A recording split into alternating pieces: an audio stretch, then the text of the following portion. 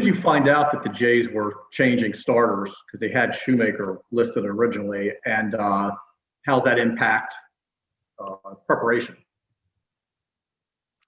Found out this morning, and yeah, I have no idea who they're going to throw. So, pretty much going with the same, real similar lineup to what I had already in mind for Shoemaker. I don't know if he's going to throw after the starter or not. They're obviously trying to set things up for the playoffs, and rightfully so, and trying to get guys to get work and you get guys healthy for the postseason, and so I totally understand that. But yeah, I'm not really sure what their pitching plans are tonight. Rich Dubroff, you're up next. Go ahead, Rich.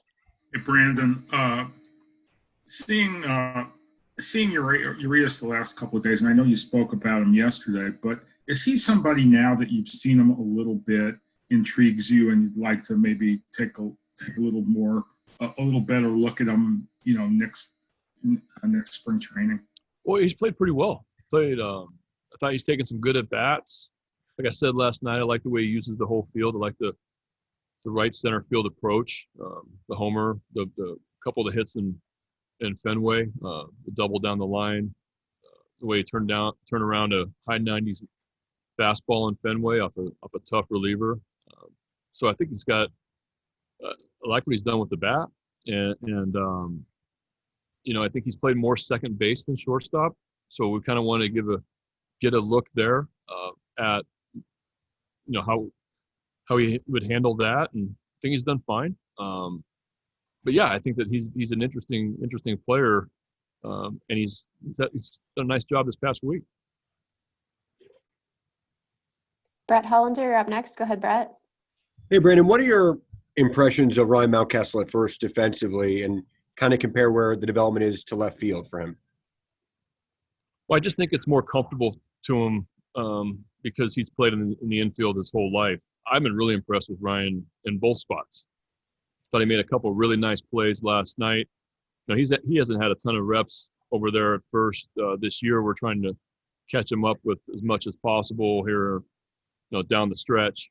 But his primarily his work in Bowie and when he got here was in left field with some occasional stuff at first base in case this situation came up, and so what he's done on defense in both spots, I think he's really shown his athleticism. I like the way he went and got that ball in Fenway and made a nice tough catch in deep left.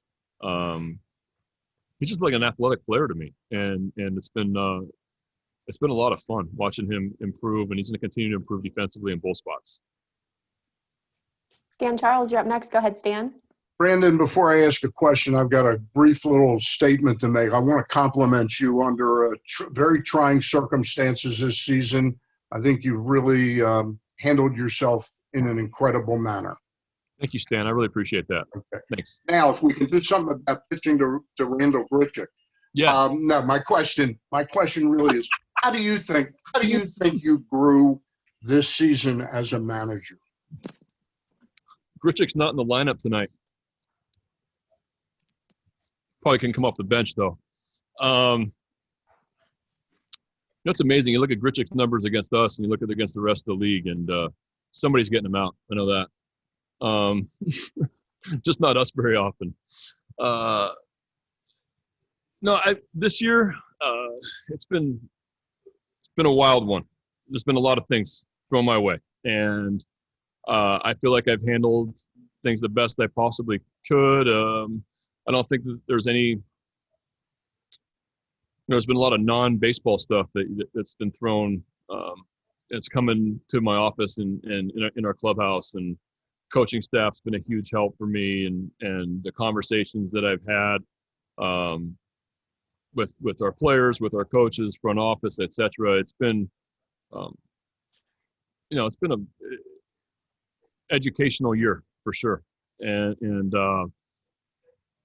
yeah, this is one of those years that you can never prepare for, and there's no course to take how to deal with the things that we've done on a daily basis. But I am proud of how we have handled everything, and I think our players are better for it, and so I think it's been a successful year in a lot of ways.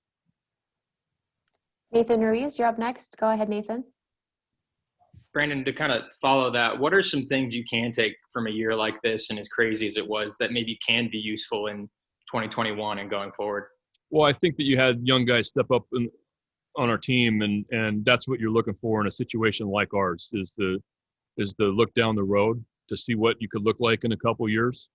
And so you want your young guys to come up and, hopefully they have success. Just see that they could handle the big leagues. You just never know until they get here. So to see what Mountcastle's done, Aiken, Kramer, our young bullpen guys, Tate, Tanner Scott, really building blocks and talented guys, and guys that have performed well, Hunter Harvey, Austin Hayes, Cedric Mullins, like becoming better players, both of them. Santander having a back-to-back, his second year in the big leagues and really performing. I just think we've done a lot of really good things from our younger players, and that's the most important thing right now. Steve Molesky, you're up next. Go ahead, Steve. Brandon, we hear the word culture a lot and chemistry and things you've been trying to build here since last year that we can't put a stat on, advanced or otherwise. How did those things come this year? And if they got better, in what ways? Well, I think that's different this year also, in that the clubhouse wasn't the same this year. And your guys aren't hanging around as much as with each other as they normally do. So that's been challenging to really keep your group together, to have your guys have great relationships with each other, just because we're in a different space this year than ever before. I do feel really good about during the pandemic on how we handled our communication with our players and how the players communicated. I think there was a lot written about how they had, they were on the same app, and there was a lot of banter back and forth. And I think a lot of guys felt like they got closer together as a team and as a club because of how just the communication that they had together. So it's been unfortunate that we haven't had the same clubhouse style that we normally do, but I do feel like guys did take the next step, and we're continuing to build a good culture here.